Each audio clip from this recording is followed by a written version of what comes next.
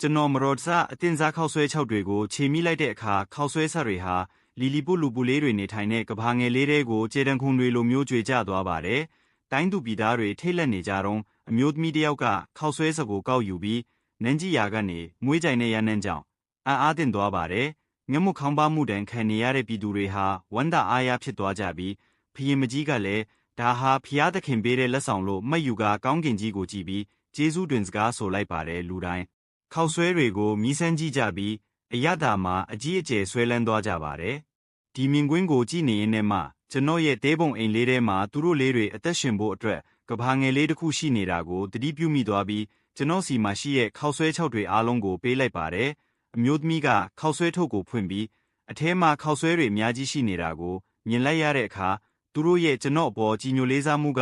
အထွတ်ထိပ်ကိုရောက်သွားပါတယ်။စားနပ်ရိက္ခာတွေအလုံလောက်ရှိသွားလို့ဖရင်မကြီးတပြင်းချနိုင်ုံရှိသေးရန်သူတွေမြို့ရိုးကိုလာတိုက်နေပြီဖြစ်ကြောင်းသတင်းပို့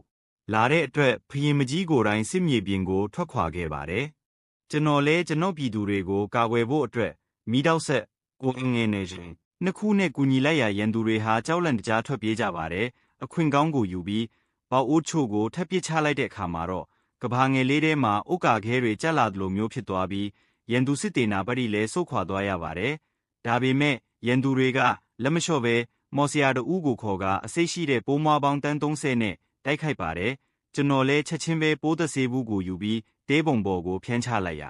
အစိတ်ရှိပိုးမွားတွေအားလုံးတည်ကြည်ပျက်စီးသွားပါတယ်။ဒါပေမဲ့မတော်တဆပိုးဟတ်တကောင်ကအဲ့ဒီနေမြေပြုတ်ကျသွားပြီးအီယာမတက်တော်ဝါကြီးဖြစ်သွားတဲ့အတွက်ပိုးသက်ဆေးနဲ့ထပ်ဖြန်းပြီးနှိမ်နှင်းပေးလိုက်ရပါတယ်။အဲ့ဒီနောက်မှာတော့လိုကြံတက်ဖြတ်သူတွေကဖရင်မကြီးကိုဝိုင်းထားပြီးအာနာလူဖို့စ조사ပြန်ပါတယ်ကျွန်တော်ကဖရင်မကြီးကိုကာကွယ်ဖို့အတွက်အဝေးထင်းကစားစရာတင်ကားတစ်စီးကိုကဘာငယ်လေးထဲချပေးလိုက်ပါတယ်သူတို့တခါမှမမြင်ဖူးတဲ့အီယာမတန်ချက်ကားကြီးကိုကျွန်တော်ထိန်းချုပ်မောင်းနှင်ပြီးရန်သူတွေကိုရှင်းထုတ်လိုက်ပါတယ်နောက်ဆုံးမှာတော့ရန်သူခေါင်းဆောင်ကိုဖန်ခွက်တစ်လုံးနဲ့အုပ်ပြီးထောင်ဖမ်းပေးလိုက်လို့အကြက်တဲကိုပြေလည်သွားစေခဲ့ပါတယ်ဖရင်မကြီးကကျေးဇူးတင်တဲ့အနေနဲ့ရေပူဇော်ပွဲတစ်ခုလုပ်ပေးတဲ့အခါမှာတော့ကဘာငယ်လေးတွေကတန်ချက်ကအင်ဂျီတစ်ထည်ဟာအပြင်ကိုလွင့်ထွက်လာပါတယ်ကျွန်တော်လက်ထဲကိုရောက်လာတဲ့ရွှေတုံးကြီးကိုကြည့်ရင်းနဲ့ကျွန်တော်ဟာမကြခင်မှာကဘာပေါ်မှာအချမ်းသာဆုံးပုဂ္ဂိုလ်ဖြစ်လာတော့မယ်ဆိုတာကိုနားလည်လိုက်ပါတော့တယ်